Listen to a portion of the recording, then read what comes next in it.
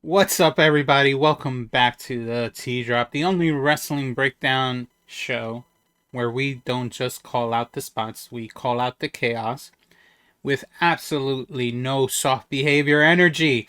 And today we're talking about John Cena, the never seen 17-time champion, and the completely unhinged original plan apparently he had for the retirement tour, because what we got in 2025 was a safe version. Yes, a safe version. The listen to your body version. What Cena wanted to do, that would have ended his career potentially the hard way. So let's get to it. Back in Money in the Bank in 2024, Cena finally said the words nobody ever really believed in wrestling. Coming from him, at least. 2025 is my last year. Later on, WWE confirmed he wasn't going to work a full-time schedule. He announced his retirement tour that was going to start in January, and then eventually WWE announced a full-time schedule. But everyone thought it would be a full year schedule, but instead, he would be doing 36 total dates. That includes, in those dates, matches, TV appearances, and promos. No crazy house show grind, just select moments. That in itself already felt strange, because this is John Cena. This is the guy who once carried WWE on his back for over a decade straight. This is the man who made 300 plus dates a year look normal. And now here we are. He's down to one final match left. Cena's final match will take place on December 13th, live at the Capital One Arena at Saturday night's main event. And standing across from him will be the most terrifying, consistent machine in WWE today, Gunther. No tag team, no tag safety net, no cinematic shortcut, just two men, one ring, one last ride. And that's what makes the next part of this story wild. On the Ringer podcast with Bill Simmons, Cena let the truth slip. The original plan for his retirement tour. And he says, the plan originally was to do a full year.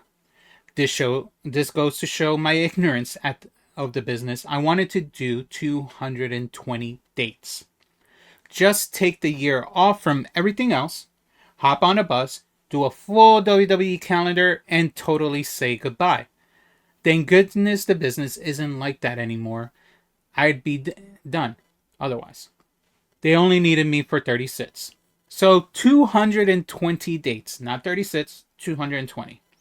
He said he wanted to throw it back to the mid 2000s. He wanted to hop on a WWE bus, go town to town, arena to arena, and say goodbye to the old school way. No Hollywood breaks, no limited schedule, just one long, brutal final year. And real talk, that is the most Cena thought process ever. But there's a problem with that logic. This is something I've heard a lot this past year. Man, you're going out on your own terms. That's bullshit. I want to do it forever. Like, to anyone out there who doesn't understand what WWE is, or just go live. When you step in that building live, it's just a different energy. Yeah. And I never want to let that go. But my body hurts. I'm a step slower. I promised myself and the fan base, like when I started, before I won that first championship, when I'm a step slower, I'm out. And yet some people are saying you're having some of your best matches ever this year. Yeah, but it's all I have left. Right. That's what people don't understand.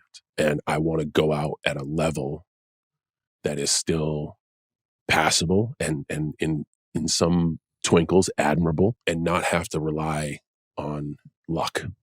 You know, I got one date left. I have given my heart and soul to this year. It has taken a lot to just do 35 dates, whereas before I do 220 in my sleep. Like, it is time to move on.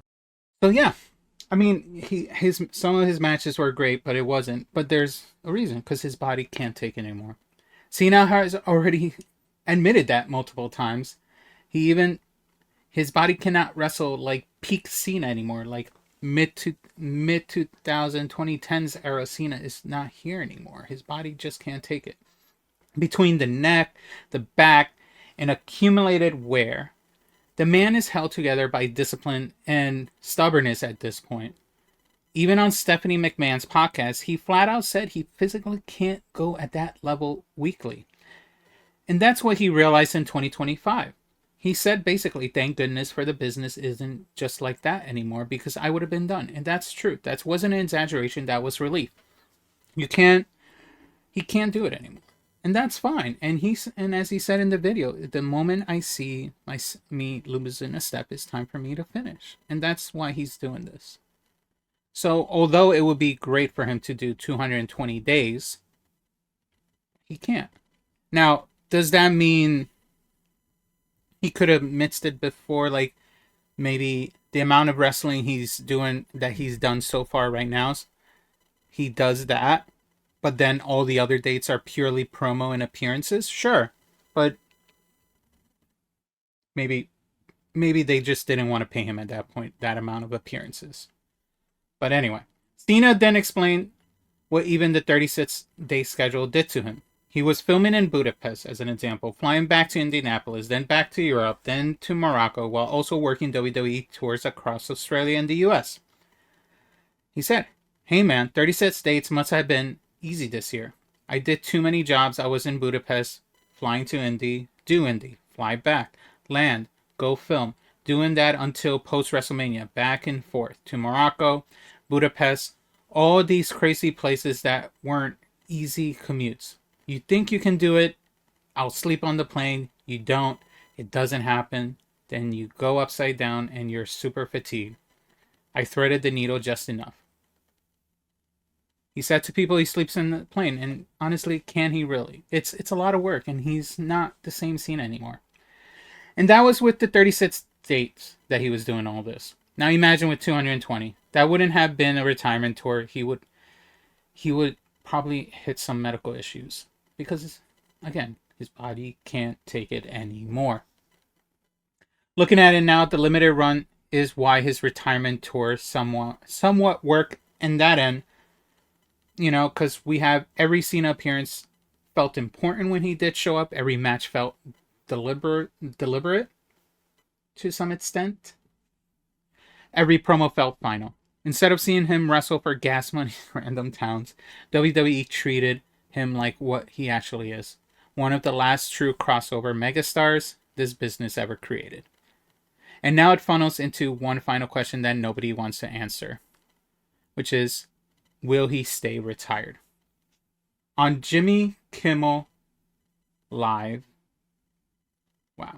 on Jimmy Kimmel Live, Cena doubled down. He didn't do the wrestling wink. He didn't leave the door cracked. He said, and I quote, this has really never been done in WWE history. WWE superstars don't necessarily retire. They always kind of hang on for one more match. I am absolutely 100% done on the 13th of December. I will never wrestle again. You'll be able to show this clip and call me a liar. And he was saying that to Jimmy Kimmel. So that clip somewhere in Jimmy Kimmel's YouTube page, that is the proof that he said he will never show up again. Now, we've heard this before. Wrestling retirements usually last about as long as a diet at Thanksgiving. But Cena didn't say probably at all during this speech. He didn't say never. He said never. And that's dangerous in the industry because now no one can twist his arm. And you know what? I believe him. Cena, if Cena says he's done, he's done. And I think he wants everyone to appreciate what he's done and remember his matches of what it was. I think he's seen enough of wrestlers who say they retire and they come back and do lackluster matches. Biggest unfortunate example is The Undertaker, Goldberg, Shawn Michaels. He doesn't want to be in that position. I don't think he ever wants his fans to see him in that position. It's easier to hide in a movie that he's worn out, but in a wrestling ring, it's pretty tough. And I don't think he wants his fans to see that.